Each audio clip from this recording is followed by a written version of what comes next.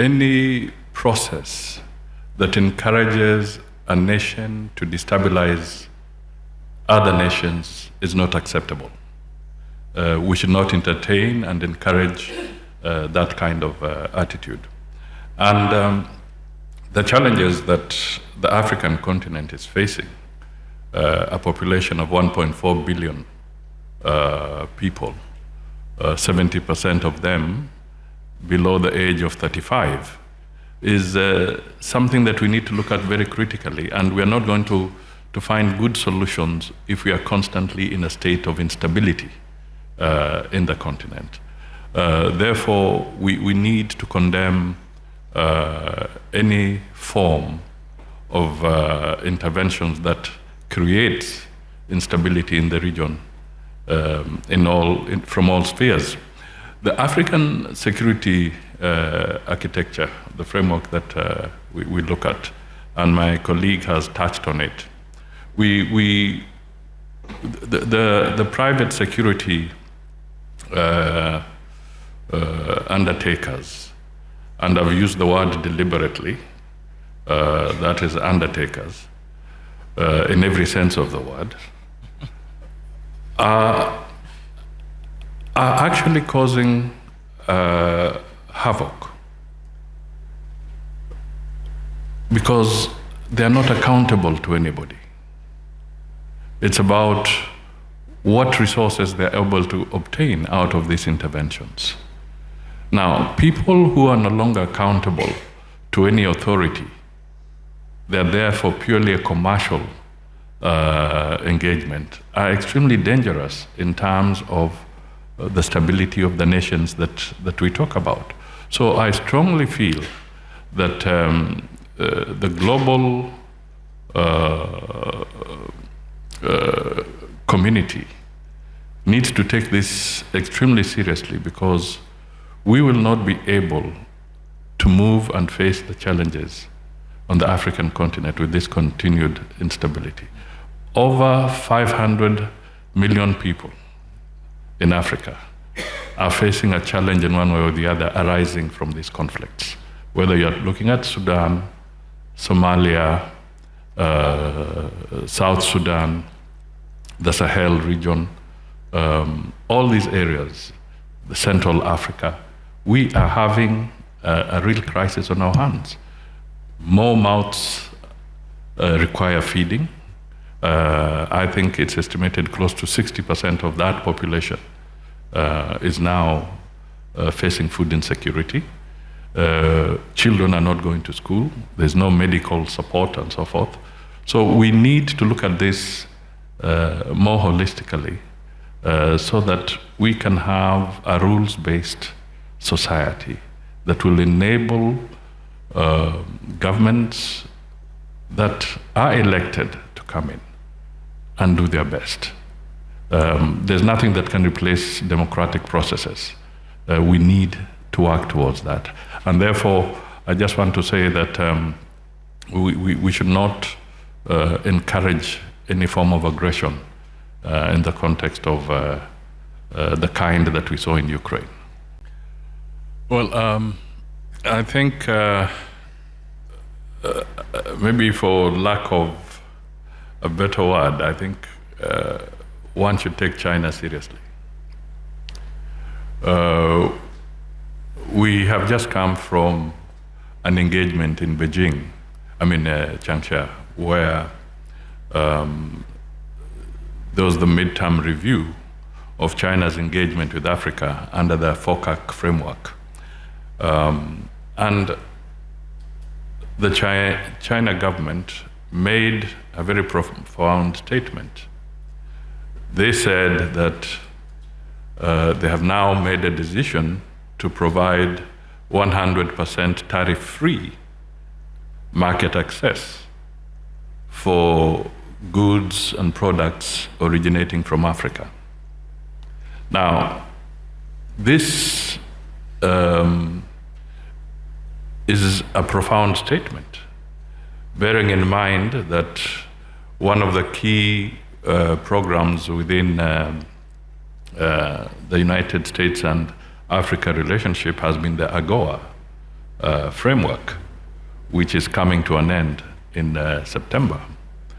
We also can see a situation where, if I speak for Kenya, we have also negotiated an economic partnership agreement with the European Union so that we can be able to support manufacturers and producers in our country to access at more competitive levels to these markets. Now, I say that it needs to be taken seriously because as the West perhaps looks at it differently and begins to step back, China is stepping in. So it is something that needs to be taken seriously, and it's a soft power. As you close the US aid, China is stepping in.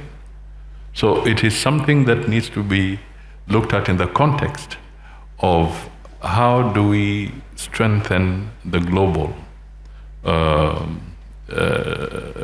trade environment so that it can be a fair opportunity for everybody, no matter which continent you are in and no matter the state of your economy. These are fundamental issues that we should not run away from. Well, part of the challenge we face is that it's the resources that are bound in these regions. So really, when you talk of the new scramble for Africa, it's precisely that.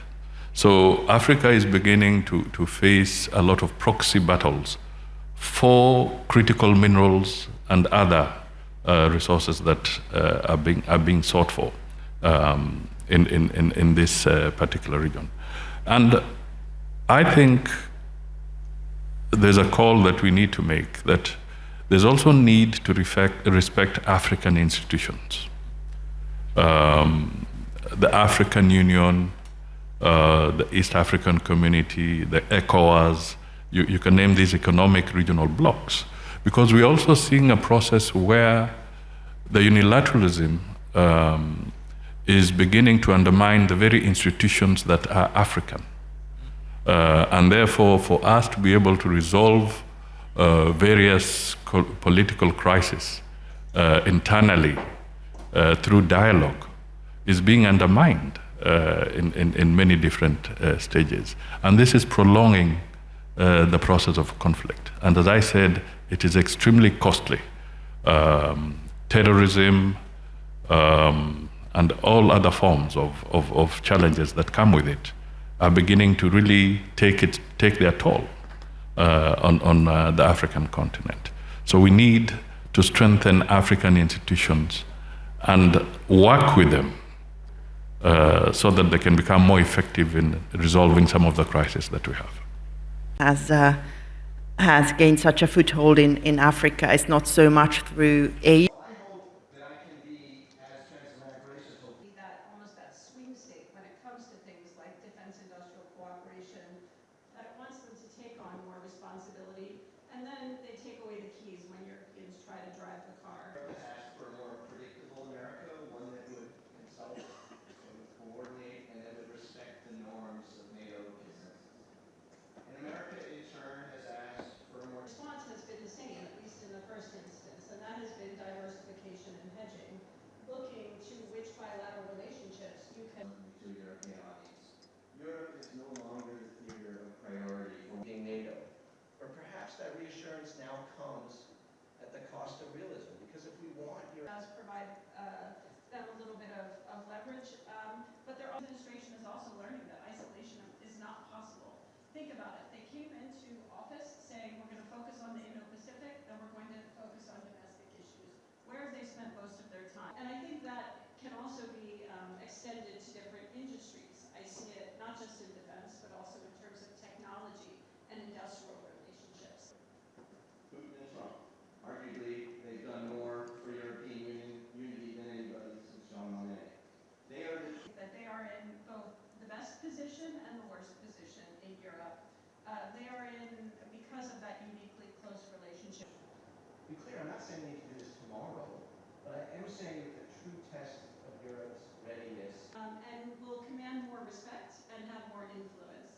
Now, the reality is that those perspectives.